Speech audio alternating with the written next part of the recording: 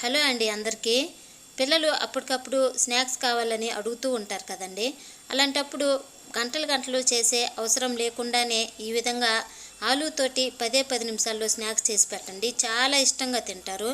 అలాగే టేస్ట్ కూడా అదిరిపోతుందండి. అందుకోసం ముందుగా ఒక గిన్నె తీసుకొని అందులో బంగాళదుంపలు వేసుకోవాలండి.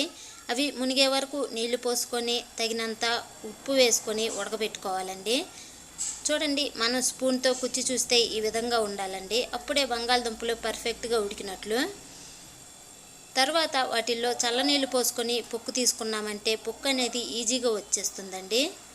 చూడండి ఎంత ఈజీగా వచ్చేస్తుందో.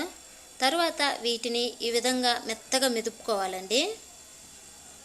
ఈ విధంగా మెదుపుకున్న తర్వాత ఇందులోనే 1 కప్పు కార్న్ఫ్లోర్ను, 1 కప్పు గోధుమ పిండి, 1/2 స్పూను కారం, 1/2 స్పూన్ వరకు సాల్ట్ వేసుకొని ఈ విధంగా బాగా కలుపుకోవాలండి. తర్వాత ఇందులోనే 1 చిటికెడు పసుపు వేసుకొని మరొకసారి బాగా కలుపుకోవాలండి. ఇందులో చుక్క కూడా నీరు వేయవలసిన అవసరమే లేదండి. ఎందుకంటే బంగాళదుంపతోటే ఇది ముద్ద కట్టేస్తుంది. చూడండి, దీన్ని ఈ విధంగా చపాతీ పిండిలాగా కలుపుకోవాలి. తరువాత ఈ పిండిలో నుంచి కొద్దిగా పిండి తీసుకొని ఈ విధంగా రౌండ్గా బాల్లాగా చేసుకోవాలండి. ఈ విధంగానే పిండి మొత్తాన్ని ఈ విధంగా బాల్లాగా చేసుకొని పక్కన పెట్టుకోవాలండి. ఇప్పుడు వీటిని వేపుకోవడం కోసం స్టవ్ ఆన్ చేసి బాండీ పెట్టుకొని అందులో తగినంత నూనె వేసుకోవాలండి. నూనె మీడియం హీట్లో ఉన్నప్పుడు మాత్రమే వీటిని వేసుకొని వేపుకోవాలండి. నూనె హై ఫ్లేమ్లో ఉన్నట్లయితే ఇవి త్వరగా కలర్ మారిపోయి లోపల బంగాళదుంప అనేది పచ్చిగానే ఉంటుంది. కాబట్టి మీడియం హీట్లో ఉన్నప్పుడే వీటిని వేపుకోవాలండి. అప్పుడే ఈ ఆలూ స్నాక్ అనేది పర్ఫెక్ట్గా వస్తుంది.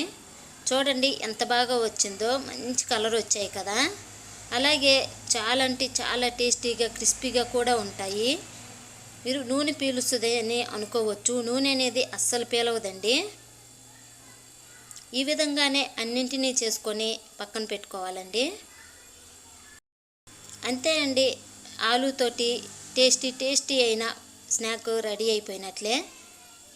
మీ విధంగా చేసి పిల్లలకి పెట్టారంటే చాలా ఇష్టంగా తింటారు. ఇంకా మంచి రెసిపీస్ కోసం మన ఛానల్ని సబ్స్క్రైబ్ చేసుకొని ఒక లైక్ చేయడం మాత్రం మర్చిపోకండి.